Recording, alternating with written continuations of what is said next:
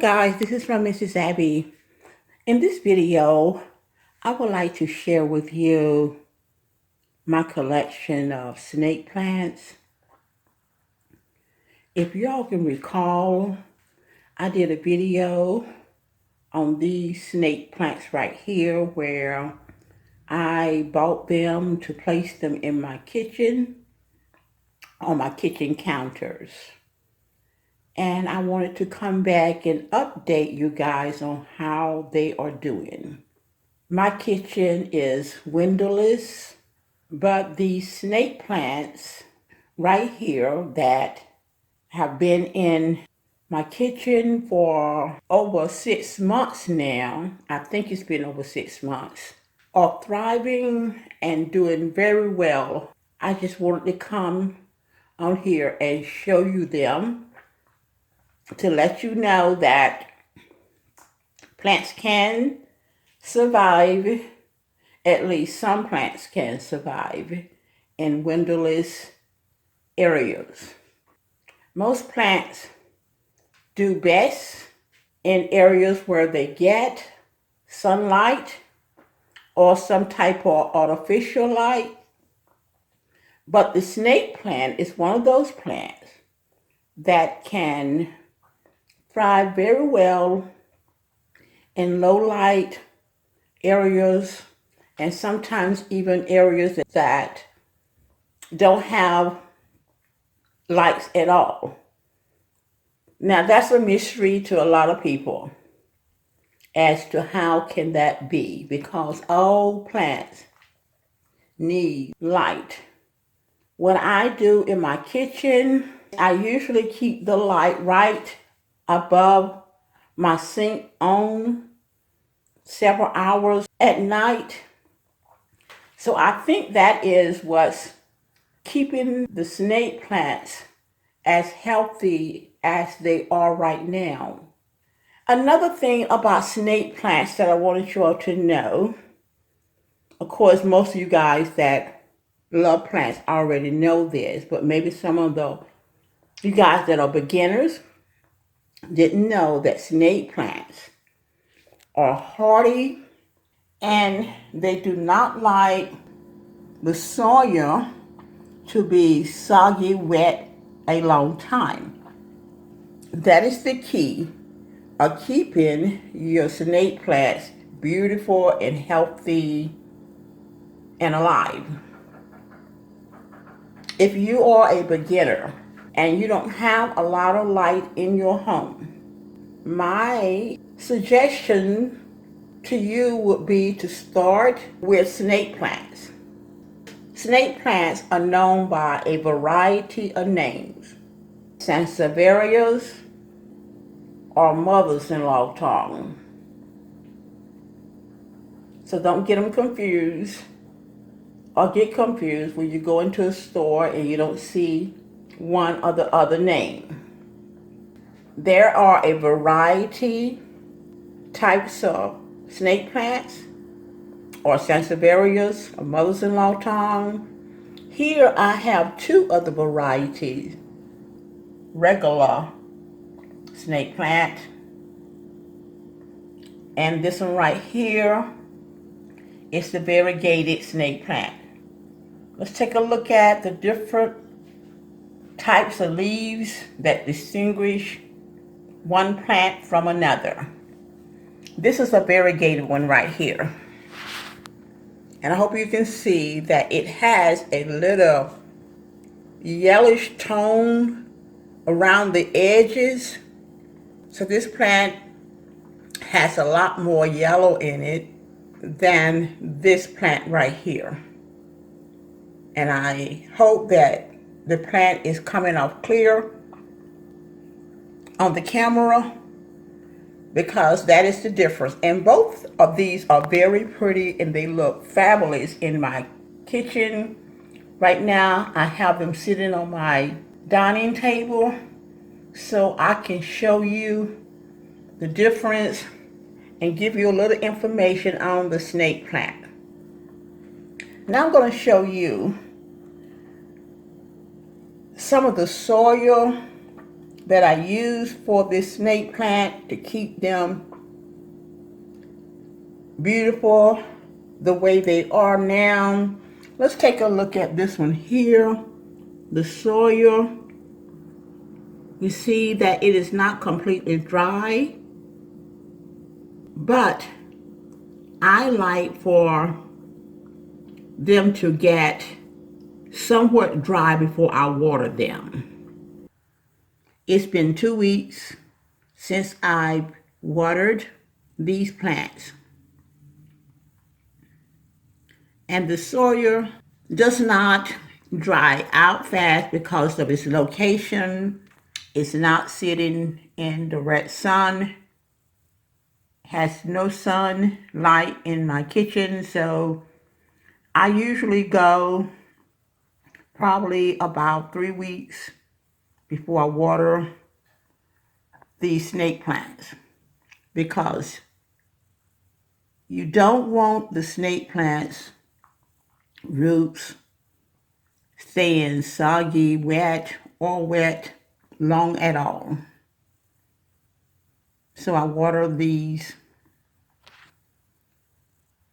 every 3 weeks, but I always test the soil just in case, because sometimes my husband waters these plants just like me, and I want to make sure that he didn't go and water them. So I have a journal I keep, so I know exactly when I water my plants, but I'm not for sure that he looks in the journal before he waters them. So I usually do a soil test. And what I do when I do the dryness test is I'll just pick up the plant, especially if I know the strength, how heavy the plant is. If it's feeling heavy, then I know that the plant does not need water. If it's feeling a little lightweight, it probably needs some water. That one there was feeling a little heavy. Although it's been 2 weeks since I've watered it, it still has a lot of weight on it. So I know that it does not need to be watered. Now, just because the plant soil seems to be a little dry on the top doesn't necessarily mean, and I'm going to remove this one right here to show you what I'm talking about. Just because it may seem a little dry on the top doesn't mean that once this soil gets down to the roots that it is dry. You do not want to keep the soil moist all the time as far as the snake plants are concerned.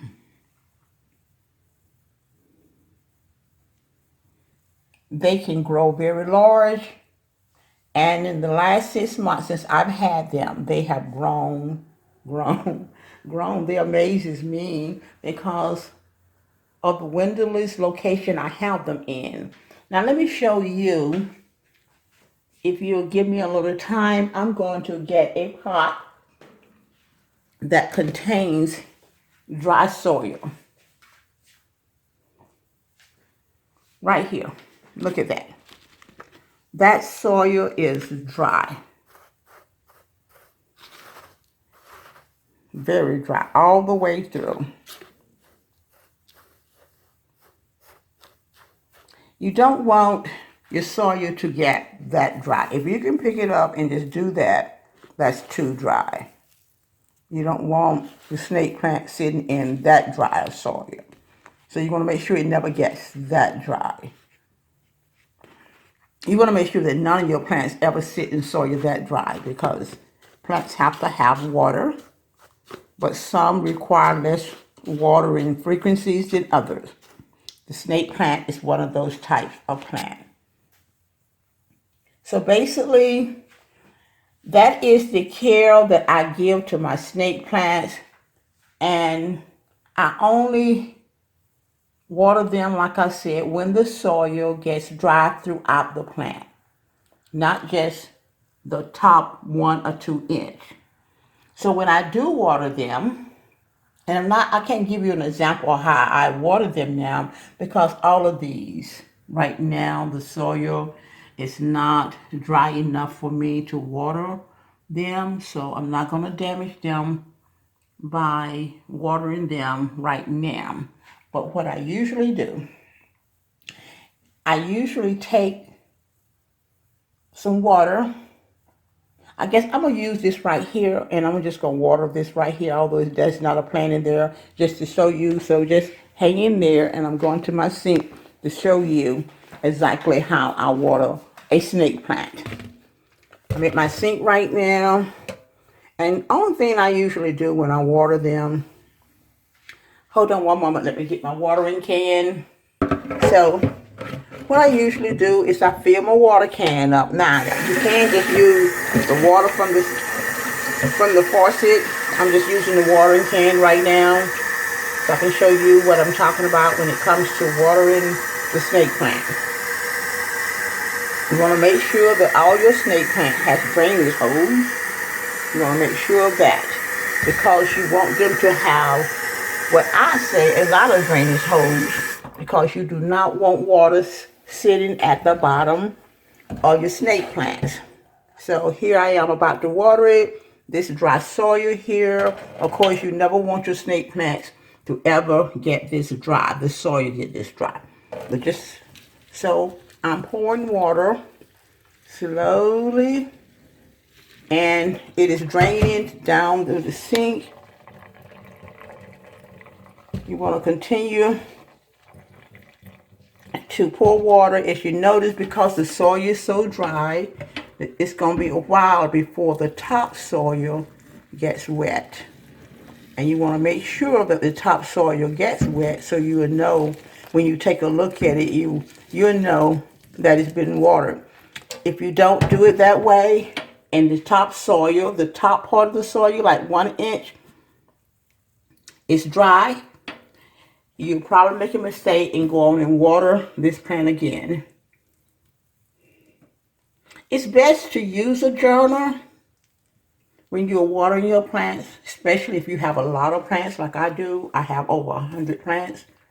There's no way that I could keep up with my plants without knowing how to manage them and also keeping up with the schedule of watering them. Okay, so I thoroughly water the snake plant. Thoroughly water it. And I keep on watering, and I make sure that they are draining. It's according to the potty mixture that you're using, whether it drains faster or slower. It doesn't matter how fast that it drains, as long as it drains and you are watching it. And sometimes when I just use a saucer, I pour that saucer off several times, and I make sure that I let it drain properly because I don't want water sitting at the bottom of the snake plants at all. Now, sometimes I'll let the pot sit in a saucer for a little while so the roots can get thoroughly watered. It's okay if you let it sit there for about 5 minutes. But after you do that, you want to make sure that you pick it up and make sure that there's no water left in the bottom. And I do this. I take my time with my plants because they're very special to me. And I make sure there's no water left in the plant. For the snake plants, I turn it all sides, making sure that there are no water in the bottom. Mostly I do this with all my plants. I pick them up and make sure that there are no water dripping from the bottom. When the water stops dripping from the bottom, I sit it down and let it drain some more. Yes, it takes time, but I do this. I thoroughly do this for all of my plants. And then I check it again to see. As long as I see water dripping, I will continue to do this. Okay? Even if I put it back down into a saucer or to the sink, I may walk away for a minute or two, and then I'm going to come back and I'm going to see if it's still dripping. I'm going to see how I got it turned just a little bit, tilt, trying to make sure. And I tilt it to the left too. And I do this until I know that there's no more water coming from the bottom. Now again, you want to make sure that this soil, see it? It's not dry like it was. Okay, my hands, see how it's on there? You want to make sure that it looks like that. Now, it's not too soggy. You don't want water. See right there, there's a little water right there. You do not want the plant to stay like that. You don't want the soil to stay like that. So you want to make sure that it continues to drain real good. And it may take a little while for it to drain according to the soil, but that's what you want to do. But you can also use this example for most of your plants. I know that some of you guys go say, oh, Mrs. Abby, that doesn't make sense. You don't have to do all that. I have a lot of plants and my plants are doing well. Well, they will always do well if you don't drain your plants real good. Not draining your plants, that's for any plant. It's going to cause your plants to have some type of issue. Root rot, fungus, gnats, soil bacteria, and a whole lot of other things that can happen. It can create problems such as leaf problems too if the soil does not drain properly. And I'm checking it again to see that there's nothing dripping. Okay guys, that's going to be it for this video, and I hope that you gain some knowledge, and I'll see you guys in the next video. Bye.